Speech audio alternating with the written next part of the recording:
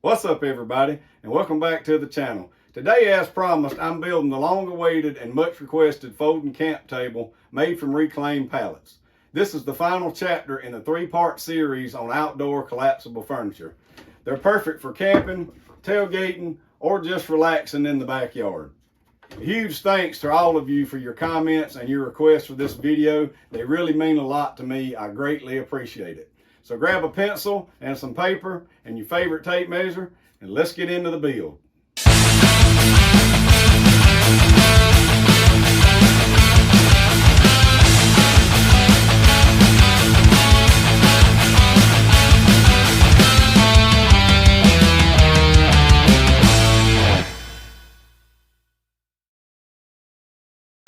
First, I have to break down a pallet to get the materials needed for the build. I like to use my homemade pry bar for this task. It works very well, and it's a lot sturdier than some of the ones I've seen for sale online. The wider bars help with breaking them loose, and I take my time to avoid cracking any of the boards. Once the pallet is apart, I remove any leftover nails with my Air Locker AP 700. The ends will be cut off anyway, but the nails get in the way on the saw sometimes, so I just punch them out real quick over a bucket lined with a t-shirt to avoid getting a nail in the face. Now on my Beaver planer, I run the boards through, removing the rough edges and splinters, making sure the boards are all the same thickness. I have a review video of this budget-friendly planer on my channel, and you can see it here. Also, if you're interested, I have a link and a discount code in the description. Every purchase helps to support the channel and allow me to continue making these videos. Your support is greatly appreciated. Next, I measure and cut the boards to length, removing any cracks and nail holes whenever possible. The boards are long enough, so removing the rough ends and nail holes now will help out cosmetically later and won't make them too short for the project. There's a lot of cutting to be done, so I like to double and triple stack whenever possible to remove the rough ends. This method can save a lot of time, but I don't recommend it if you're not comfortable using a miter saw just yet. Once all of the broken pieces and nail holes are removed, I measure and I cut the lengths needed for the table. The legs and arm pieces will need to be ripped down on the table saw to get the proper width, but I like to cut them to length first. I'll try to remember to put a cut list in the description, but just in case I forget, you will need 4 15 1/4 by 3.5 inches for the tabletop, 2 13 by 3.5 inches for the leg braces, 2 20.5 inch pieces for the legs that will be ripped, and 2 13 3/4 inch pieces for the arms that will also be ripped. Now I clamp the top boards and the leg brace boards together to go ahead and take care of some of those rough edges. The weather has been wet lately, so I'm sanding indoors on my DIY downdraft table you may have seen in one of my recent videos. It works pretty well for sanding and keeps the mess in the shop to a minimum. If you would like to see the video on how I built it, you can see it here. I continue sanding the edges until they are smooth. Then I remove the clamp and go ahead and hit the sides as well while I'm already set up. Not all of the boards were that rough, so sanding them was pretty quick and easy, especially with the orbital sander. I spent a little extra time on the 4 big boards since they will be my tabletop, and I wanted to get them as smooth as I possibly could. Now with the chamfer bit set in my router, I go around the edges to give the boards a nice clean look. I did both sides of the tabletop boards as well as both sides of the leg braces. You can do this by sanding and just rounding over if you like, or don't have access to a router. But I kind of wanted to do something different for this video, so that's why I'm using a chamfer bit. It's right around this time also I realized I forgot to round the corners of the leg braces, and also round the corners of the 2 outer boards for the tabletop. Not a big deal, but a step in the process that I did overlook.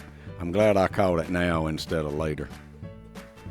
Off camera, I rounded the corners on my disc sander and then came back over and chamfered them as well. Let me make this clear. Only round the 2 outer corners on each outer board of the tabletop and round all 4 corners of the leg braces. This will give the table a nice professional look and a style that people really seem to like. Now on the table saw, I ripped the two 20.5 inch pieces for the legs and the two 13 3/4 inch pieces for the arms down to 1.5 inches wide. Yes, I'm using a push stick. The camera angle kind of makes it look like I'm cowboying it a little bit, but if you look closely, you can see I'm trying to preserve those little short fat fingers. Got to think safety first. Once the pieces are ripped down, I mark where the dowels will pivot.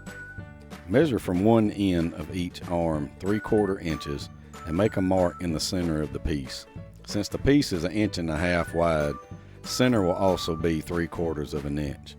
Now make the same mark at each end of the 4 legs and then measure 11 ends from one end and circle the 3/4 inch mark on that end as well as the 11 inch mark, so you'll know where to drill the holes later.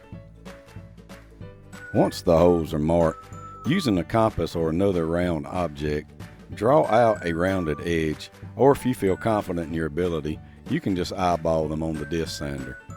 Keep in mind they all need to match up as best as possible when the pieces are stacked together.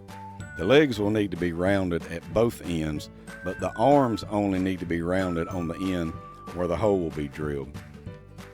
If you're using a compass, don't bear down too hard on the leg end that will not be drilled, or it will leave an indentation there that isn't real easy to sand out.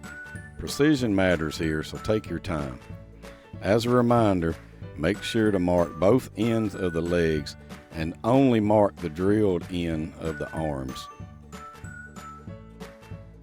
On the drill press, I try to drill clean holes using a 1/2 inch Forstner bit for a snug dowel fit. If there's any wallowing, the dowel may fit too loosely and not stay in the hole correctly. After all, these are friction mounted, so the tighter the hole, the better. Remember to only drill the circle marks on the legs and one end of each arm. I repeat this a lot, but I speak from experience. It's very easy to get confused while drilling, and the table will not turn out correctly. I want you to make a nice camp table, not some well-sanded firewood. So pay attention to your markings and try not to get confused where you need to drill the holes. At the bandsaw, I just knock off the corners that will need to be rounded before going over to the disc sander. You can skip this step if you like. I just do it for time and to keep down the dust in the shop on rainy days. Once all of my corners are knocked off, I give them all a good touch up on the disc sander. Try and get them as close as a match as possible. It helps me to get one good one, then use a scrap piece of dowel rod and drive it in the hole and place the other board on top, one at a time, to ensure your rounded corners match. I have also clamped several together and done it this way as well. Whichever you feel comfortable with, or choose your own method. Let me know in the comments below if you have another method that you like to use. After sanding the ends, I cut my dowel rod to length using a wood clamp and a handsaw. Normally I cut dowel rod on the miter saw, but since these pieces are all the way down to 1 inch to 7 inches, I prefer to use a handsaw for safety reasons. You will need 4 1/2 inch by 1 inch dowels, 2 1/2 inch by 2 inch dowels, 2 1/4 inch by 1 inch dowels, and 1 7/8 by 7 1/4 inch dowel. You could also use 1 inch dowel here if you have it. I just like to use what I already have on hand, and since there was no more 1 inch, 7/8 it is. Once I get it cut, I mark it center and head back to the drill press. I used the same 1/2 inch Forstner bit and a small vise to hold the 7/8 inch piece in place. Make sure with a square that the piece is straight before drilling.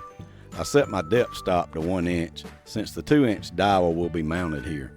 Don't over tighten the vise, and remember to go slow so the piece doesn't crack or break, or drill at an angle. Now with some 220 grit, I just smooth the sawn edges of the dowel rod. Don't over sand here, just remove the rough edges from the saw and don't sand any of the links or they may not fit snug in the holes. Now I go ahead and give the legs and arms a final once over with some 220 grit, just in case anything was missed or if the drill bit caused any tear out while I was drilling the holes. If you want, you can pause here and add your final finish now, or go unfinished and do it later. It takes a little more time if you do it after assembly, but the choice is yours, and sometimes doing the finish work can be relaxing. If you've been following along, all of your pieces should be ready for assembly and looking something like this. Now take a 1-inch dowel pin and stack an arm on a leg. Drive the dowel into the hole. Repeat on the next set.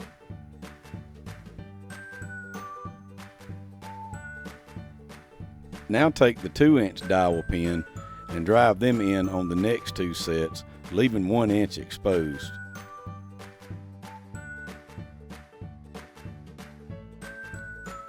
Now point a 2-inch dowel set downward and lay a 1-inch dowel set on top of it with the arm facing outward. Drive in a 1-inch pin here to mount the legs together. Now just repeat on the other side. Using the smallest amount of wood glue possible, place a few drops in the holes on the 7 1/4 inch dowel piece and drive it into place on the 2-inch piece. Now just lay it down flat and connect it to the other piece. With the frame complete, it's time for the tabletop. Lay the frame down with the legs facing away from you and flip the 2 outer arms towards you. Measure at the dowel connection to make sure the arms are the same distance apart at both ends. Once you get them spaced correctly, be sure your overhang is the same on both sides and secure one of the boards with the 2 rounded corners to the arms using wood glue and brad nails. My overhang was about 1 7/8 inches. Now mount the second board in the same way and use a 1/4 inch dowel rod piece as a spacer between the boards. You'll understand why in just a moment. Check that the overhang matches the first board and secure it in place with wood glue and brad nails.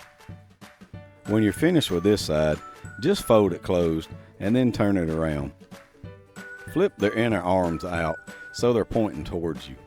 Take your measurement at the dowel connection and then check it at the other end. Check your overhang on each side just like before. Mine on this side was around 3.5 inches. Secure the other rounded corner board in place with wood glue and brad nails. Check your overhang if you like, just to make sure it didn't move when you drove the nail in.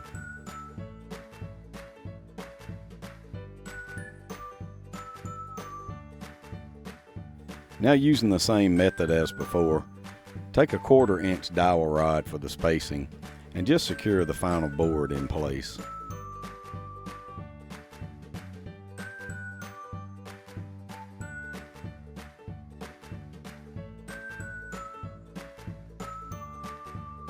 Now I take out a 1/4 inch drill bit and right at the edge of the final board I drill a 1/2 inch deep hole. Check your depth on the bit. You want the dowel to be just below the top of the boards. With both holes drilled, I apply glue to the 1-inch pieces of dowel rod and just drive them in place. Now open up the table and stand it up. I make a mark on the legs and turn it around and make the same marks on the other legs. Then I collapse the table and measure down 2 inches from the tabletop outer board and place a mark only on the legs I previously marked. I've gotten confused here before and mounted it to the wrong leg. That's why I got a little smarter and put the original marks on the legs. Check your overhang. It should be around 1.25 inches. When you're happy with it, secure it in place with glue and brad nails.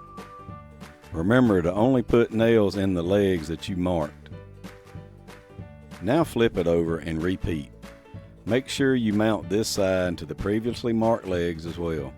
Run a bead of wood glue, check your overhang, and secure it in place with brad nails. You could go back now and countersink some screws in place, but I don't plan to be sitting on mine, so I didn't feel it was necessary at this time. If you plan to sell these and you want to up your profit, or if you just want to make one for a gift, you could countersink some screws and install some different colored wood plugs to make it really stand out. The options are endless. Do what you do and enjoy doing it. Thank you so much for watching this video. Your folding pallet camp table is ready to roll out. Built from scrap, super portable, and perfect for your next outdoor adventure. If you have any questions, please post them in the comments and I will get back to you. Please remember to like and subscribe on your way out, and I'll see you on the next one.